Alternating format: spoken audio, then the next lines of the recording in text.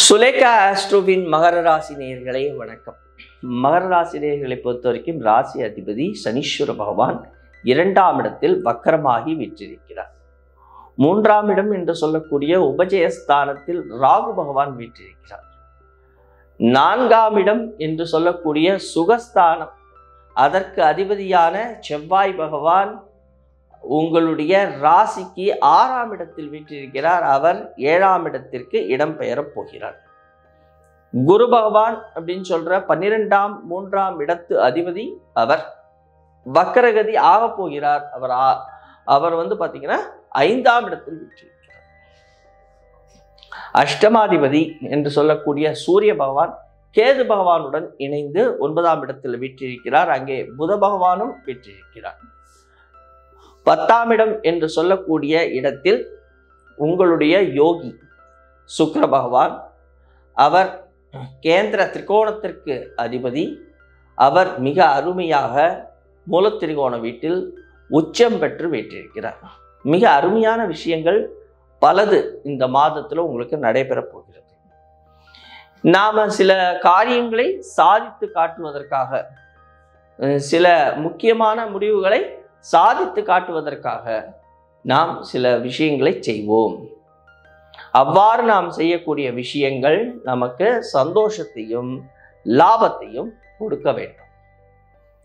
அப்போ சந்தோஷம் கிடைக்குமா அப்படின்னு சொல்லி பார்த்தா சந்தோஷம் இருக்கு. தொழில் சார்ந்த இடத்துல ஒரு சந்தோஷம் இருக்கு. தொழில்ல அபிவிருத்தி இருக்கு. தொழில்ல முன்னேற்றம் இருக்கு. நாம செய்யக்கூடிய கர்மத்தின் மூலமாக நமக்கு சந்தோஷங்கள் இருக்கு. அதே நேரம் குரு பகவான் வக்கரமாகி 5ஆம் இடத்துல இருக்கிறார். அப்போ வக்கரமாகி 5ஆம் இடத்துல இருந்தாலும் அவர் லாபத்தை கொடுக்க போகிறார். நமக்கு நல்ல அறிவை கொடுக்க போகிறார். ஞானத்தை கொடுக்க போகிறார். நல்ல ஒரு இன்ட்யூஷன் பவரை கொடுக்க போறார். அந்த இன்ட்யூஷன் பவரை வச்சுக்கிட்டு தான் நம்மளுக்கு பேர், புகழ், கௌரவம், அந்தஸ்து கிடைக்க போறது. நாம எப்பயுமே இந்த ஒரு சில நாட்களாகவே நாம எப்பயுமே ஒரு சில விஷயங்களை நமக்கென்று ஒரு பாதை போட்டுக்கிட்டு நாம செஞ்சிட்டு இருக்கோம். அவ்வாறு நம்முடைய பாதையில் நாம் நகர்ந்துகிட்டு இருக்கும் பொழுது அப்போ அந்த பாதைகள்ல நிறைய சர்க்கிள்கள் இருக்கும். இருந்தாலும் அதையெல்லாம் சமாளித்து நீங்கள் போவதை பார்த்து அனைவரும் பிரமிப்பாக உங்களை பார்ப்பார்கள். அஷ்டமஸ்தானத்தில் இருக்கிற சூரிய பகவான் 9ஆம் இடமான பாக்கியஸ்தானத்துல கேது பகவானுடன் இணைந்திருக்கிறதுனால மிக முக்கியமாக பாக்கியம் அப்படின்னு நம்ம சொல்லும் பொழுது நமக்கு கிடைக்கக்கூடிய பாக்கியங்கள் எவ்வளவு தூரம் நமக்கு கிடைக்கிறது அப்படின்னு சொன்னா அதுல கொஞ்சம் நாம நினைக்கிற அளவுக்கு நமக்கு கிடைக்காது. அதனால நாம சோர்ந்தும் போகக்கூடாது.